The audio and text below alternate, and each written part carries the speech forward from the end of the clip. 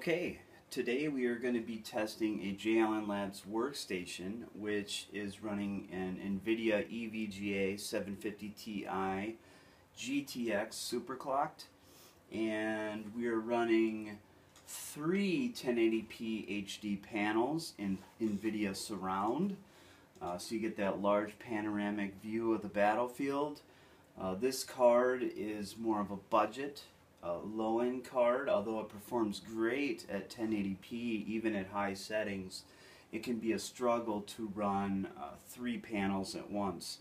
We're going to start by running all of the settings at low at the full resolution, which is 5760 by 1080p. So let's get started.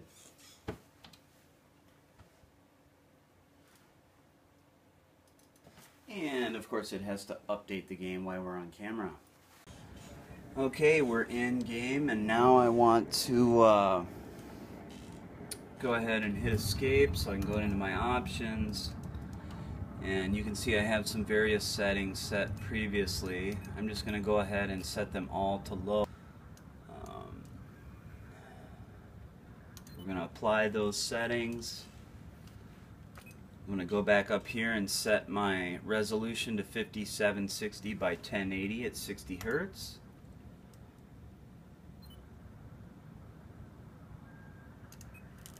And run the performance test.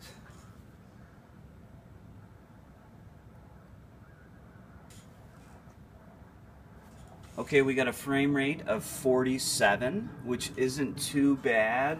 I try and stay above 60 to get nice smooth performance, especially when you're playing with other players.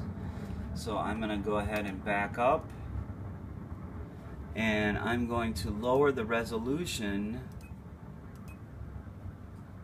to 4800 by 900 at 60 Hertz.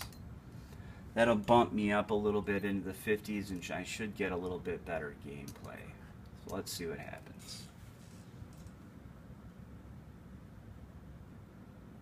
Okay, we went up to 66 frames per second, which should be plenty smooth. I think we're ready to get out there and start a game. I'm going to go ahead and I'm just going to go into the test range just to make sure everything looks good.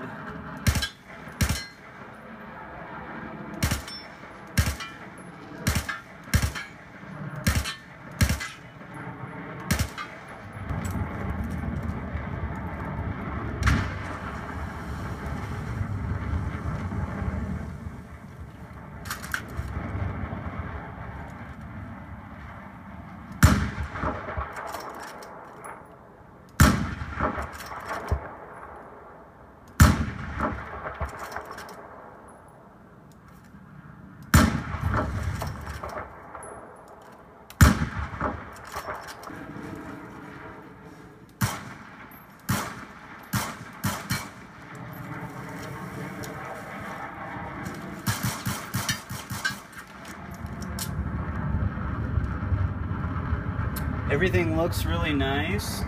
All the settings are too low, but I can almost guarantee that we're going to get performance on par with a new generation console, even at low settings. And remember, we are running a much higher resolution than what's available on your standard HD TV.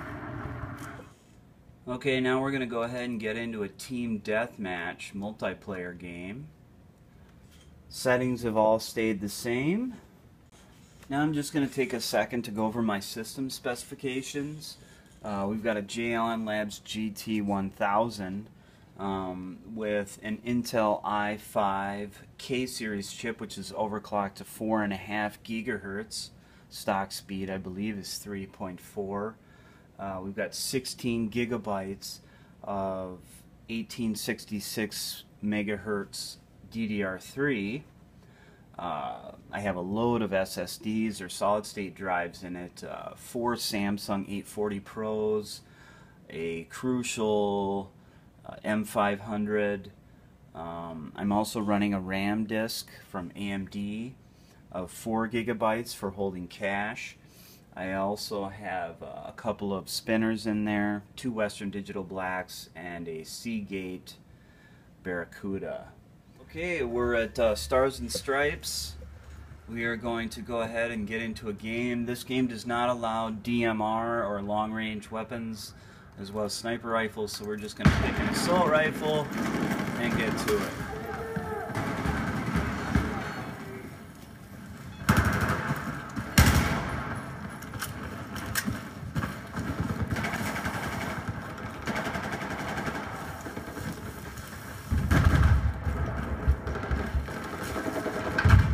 Seems to be running pretty smoothly. There's some slight tearing as I run around here.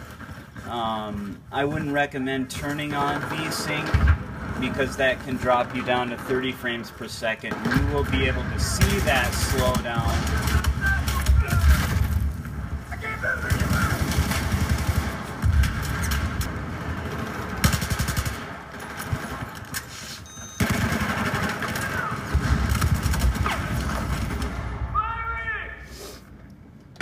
See far more, and there I just saw a guy right there.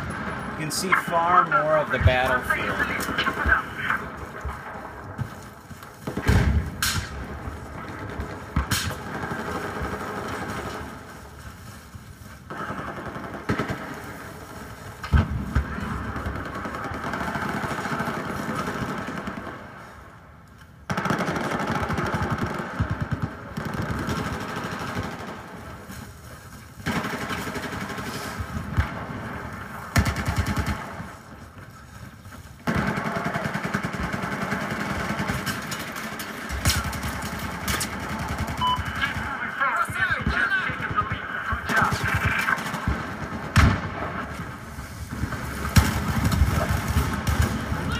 Ooh.